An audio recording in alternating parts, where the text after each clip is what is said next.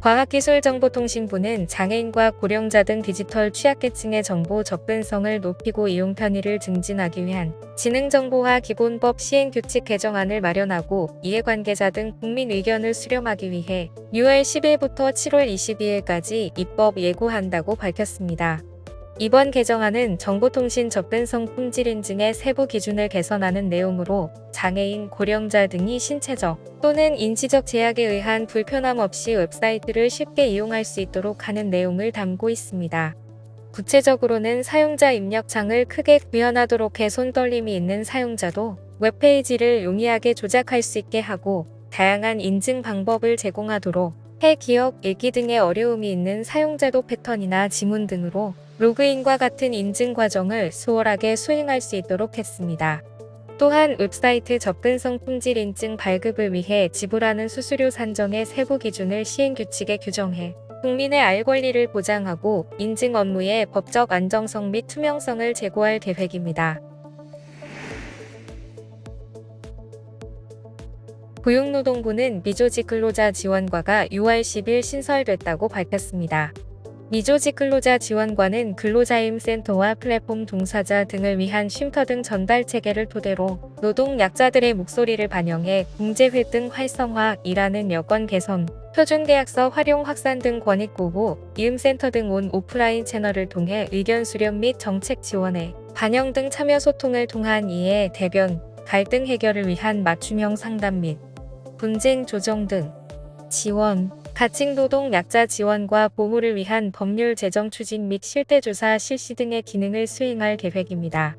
이정식 고용노동부 장관은 현장에서 노동 약자들 어려움의 목소리가 큰 만큼 관계부처와 협업해 정책 및 재정 지원을 통한 실질적인 고충을 해결해 현장에서 빠른 성과를 체감할 수 있도록 하겠다고 말했습니다.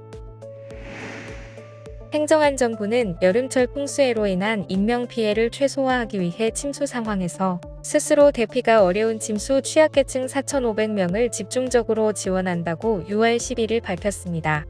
앞서 전국 17개 시도에서는 침수 취약계층 약 4,500명을 발굴했으며 이번에 발굴된 침수 취약계층은 이 통장, 자율방재단 등 지역 상황을 잘 아는 이웃 주민들로 구성된 대피 도우미와 1대1로 연결해 상시 관리될 예정입니다.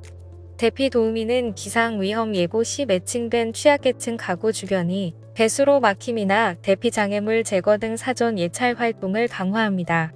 또한 주민 대피 담당 공무원에게 대피 지원 연락을 받거나 침수 위험이 예상될 경우 취약계층 가구를 직접 방문해 안전한 대피를 지원합니다.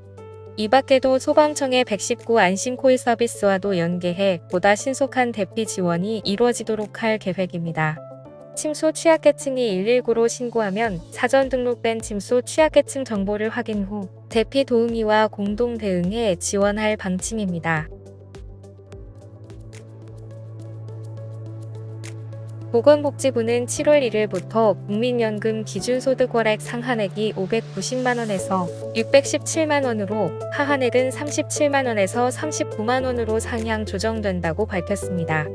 국민연금 보험료 산정의 기준이 되는 기준소득월액은 법령에 따라 매년 조정되고 있으며 국민연금 전체 가입자의 최근 3년간 평균소득 변동률을 반영해 기준소득월액 상하한액도 조정되고 있습니다.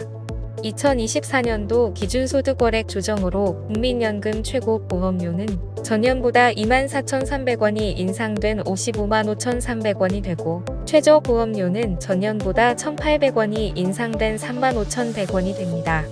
이처럼 상한액 조정으로 일부 가입자는 보험료가 인상됨에 따라 연금급여액 산정의 기초가 되는 가입자 개인의 세계 평균 소득월액이 높아져 연금수급 시 더 많은 연금급여액을 받게 됩니다. 지금까지 장애인생활신문 편집국에서 전해드렸습니다.